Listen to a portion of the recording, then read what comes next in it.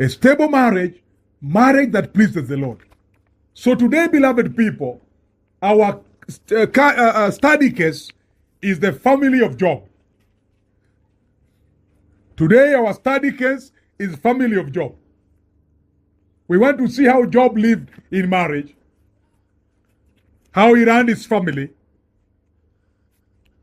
and get some lessons from there, and see what do some things to do and something what not to do. As we will be studying the family of Job, we will use Ahab's family as a backup case, and also use David's family with Michal as a backup case. We also will use Lot's family as a backup case. Those are 4 families. Beloved people, let's now begin. From the book of Job, chapter number 2, let me begin from Job 1:1. Job chapter 1, verse 1. If you are recording or you are writing, the title is Marriage That Pleases the Lord, Part 2. And the subtopic today is the family, or learning from the family of Job, or learning from the marriage of Job, or lesson from the family of Job. The book of Job, chapter number 1, verse 1, beloved people. Let's now begin. In the land of Uz, there lived a man whose name was Job. This man was blameless and upright. He feared God and shunned evil. Verse 2. He had 7 sons. Okay, let me stop there. The introduction of Job and his family. If you read down there, you see 7 sons and 3 daughters. 10 children, right? 10 children. Number 2, you see the things he owns. Let me see.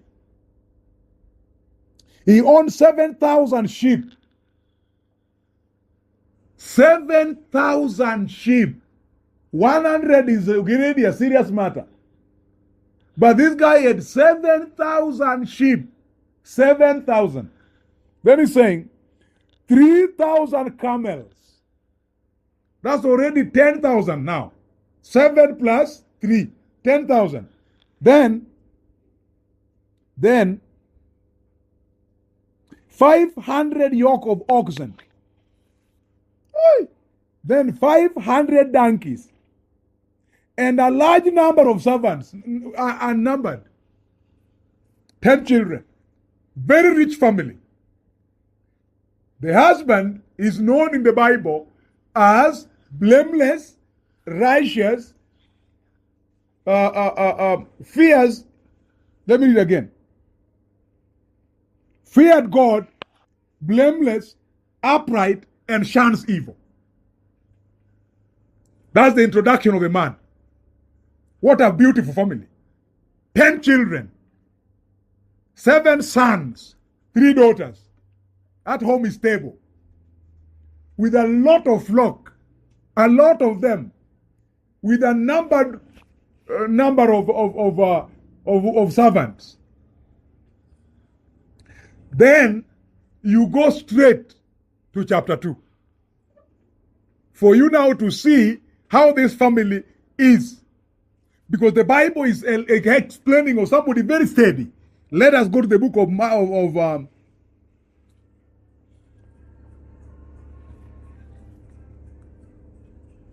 let me go first to the book of Job chapter 1 verse 13. Step by step today. Let me not rush. Step by step. He's saying, one day, when Job's sons and daughters were feasting and drinking wine at the oldest brother's house. They are feasting and drinking what? They are drinking wine. One day.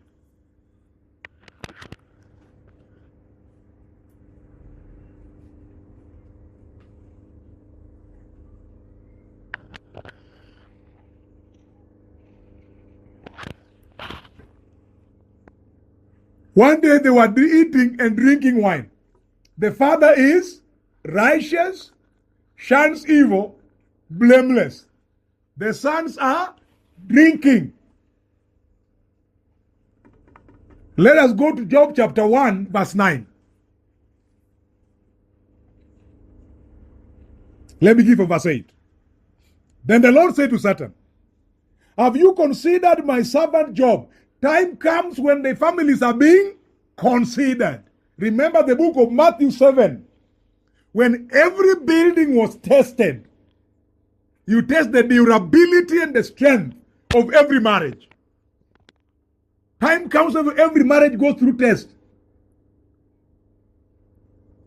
What if the man falls in morality? Will that marriage stand still? What if the woman falls? What if the child dies? Will it stand? So he's saying, Job chapter 1 verse 8. The Lord said to Satan, have you considered my servant Job? There is no one on earth like him. He is blameless and upright, a man who fears God and shuns evil. Verse 9, the devil answers. He's saying, does Job fear God for nothing? The devil is saying, it is not possible to fear God if you have nothing. That's what the devil is saying. That is the foundation that the devil has raised in our families, in the young people of today. And I'm talking to them because they are full in the social media. Right now, young girls are looking for wealthy men. You cannot be married to someone who has nothing. Who has nothing. The devil is using the same language. Does Job worship God for nothing? Is it possible to worship God for nothing? That's what he's asking God. The devil is saying, can someone get married to a man who has nothing? And our girls are now using that word very much. I remember when I was married, I had nothing. I had only one mattress, the small one, for school students, for students, and one sufuria. I had nothing. The girls of today, you have to place something on the table. You have to. They have to check your account first. They have to see what you can offer. Verse 9. Does Job fear God for nothing? Satan replied, Have you not put a hedge around him and his household and everything he has? If I were you, that one I underlined. Satan is reporting to the Lord how it is so hard to attack Job's family. He's saying, no, but you have protected that man and his family and all he has. It's going to be so important to earn the trust of God that God can protect you in that marriage. I see you want to marry and subtract God from your marriage. You don't want him. God is of old age. You want to be modern. You want marriages that are full of social media. You take photos every time with your wife, with your children, and you place them down there, and you are talking of your waist, how your waist is tiny, and how your hip is large. That's what you are looking for. You are subtracting God. Now see the book of Job chapter 1 verse 9, where you realize there is a time you will need, and now you need God's protection for that marriage to survive, for your children to be safe, not to be brought down by corona. You will need God's protection. You will need it. The devil is saying, hey, is Job worthy of nothing? You have put a hedge around him, a strong wall around him. We can't face him. We can't reach him. So the devil is crying to God that, no, this man is protected too much by you.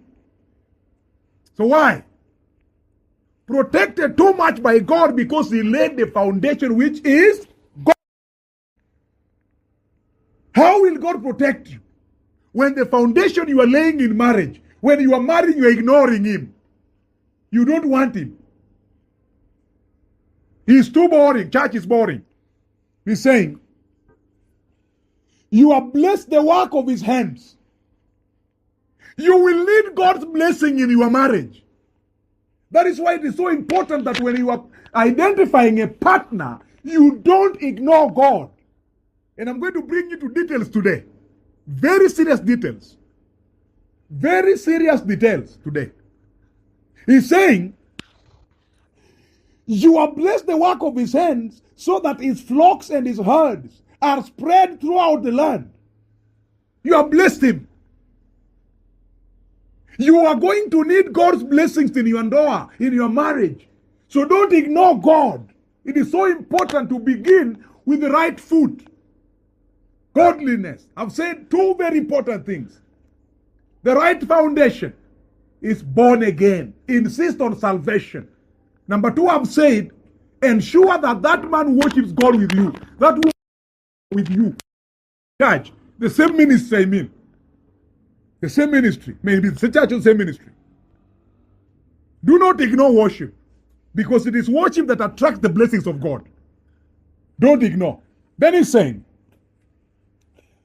but now stretch out your hand and strike everything he has, and he will surely curse you to your face. The devil is asking permission so he can activate the book of Matthew chapter 7. When he said, every foundation will be tested. So the devil is asking to test the family of Job. To shake them a bit and see who stands. The Bible has already called them blameless, righteous, shuns evil, and fears God. That's okay. But let the testing come so that we can see who really fears God in the entire family. Let the testing come first. Let the test come and shake that family and see who stands. The one who stands is the one who God was talking about. Let the shaking come first. Beloved people, listen. I've been in marriage now, this is my 23rd year. There are a lot of shake-ups in marriage. A lot of them. A lot of them. And sometimes you can easily lose it.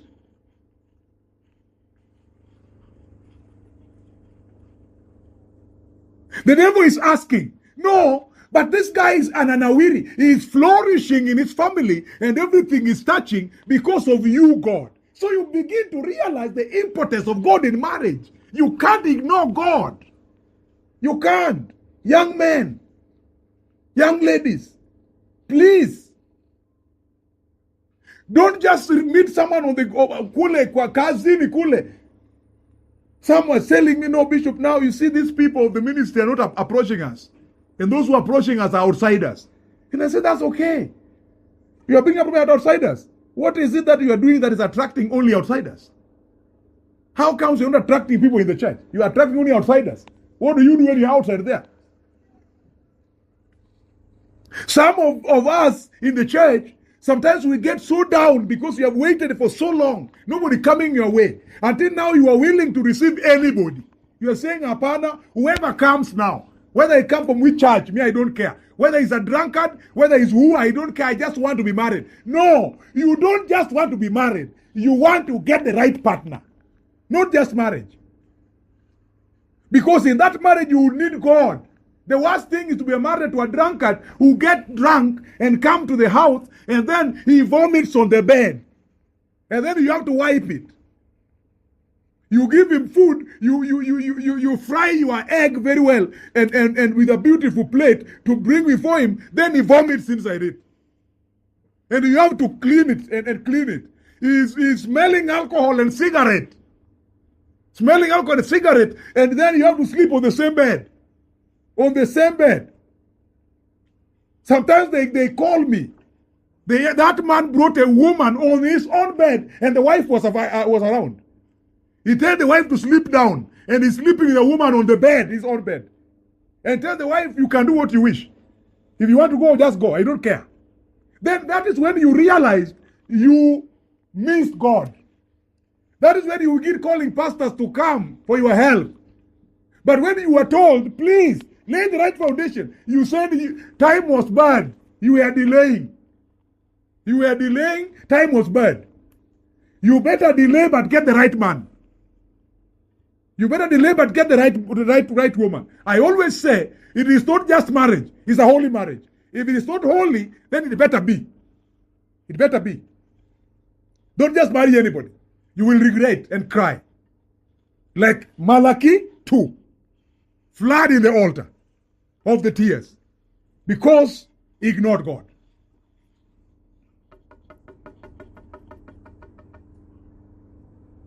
The devil has entered before Jehovah and is asking to try the family of Job. He is acting to activate Matthew 7. He wants to try and shake and see who stands. Because the Bible has already introduced them as people who are godly. 10 sons, 10 children, 7 sons, 3 daughters, with a lot of flock. A stable family. So the devil wants to know, where is your foundation laid? Is it laid on your children or your wealth? What if children are dead and wealth is gone? Will that marriage still stand? And you are fully aware of marriages that men call me. The men call me here, they say, Bishop, when I lost my job, then my wife began to abuse me. The wife now cannot be controlled in the house. Because in that house, the wife is working, the man is not working. So the wife is the one paying rent and paying everything. The wife is paying rent and paying school fees, and she's not complaining. You are nothing, you are helping with nothing, I better stay alone. To her, he is only something if he is also bringing something. You are not helping with anything. I'm like a single mother. I provide for everything. You are not doing anything here. Some men, when they lost their jobs, it become hell in the house. Because no one not listening to them now. Women now say, to women, a man is a provider. If he doesn't provide, he should not be married. Some of the women got married for provision, nothing else. They just somebody came to me and told me, Bishop, I want to get married as soon as possible. I asked why. I want someone who can provide food on my table. I am tired of working. To them, a man is substituting going to industrial area. Listen to me. The devil is asking in the book of Job chapter 1. These are one of the scriptures where you find a conversation between God and Satan. Remember on Sunday we wanted to know how that guy came down. Right now he's before God. And he's talking to God. God is asking a question and he's answering. They are conversing with God. It's a serious matter. But what is he asking? A special family somewhere on earth that needs to be tested and shaken. Saying, can you help us? I want to know the strength of this family. Where the strength is. Look at this now. We have found some few weaknesses. Number 1, the sons are drinking. Some few weaknesses are already there. The sons are drinking. The sons are drinking. Then he's saying,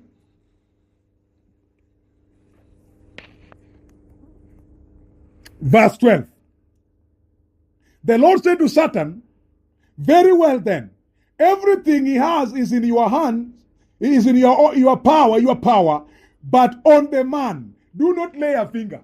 I am so surprised. He did not say on the family. He said on the man. God is not protecting his family. God is protecting him alone, not the family.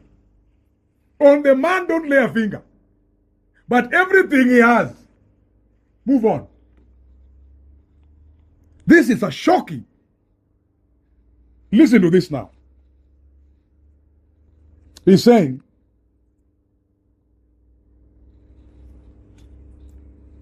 I'm taking you back to verse 4. Job 1 verse 4. His sons used to hold feasts in their homes on their birthdays. So birthday is not new, right? Okay. I see this disturbing you people. You place it on your status everywhere.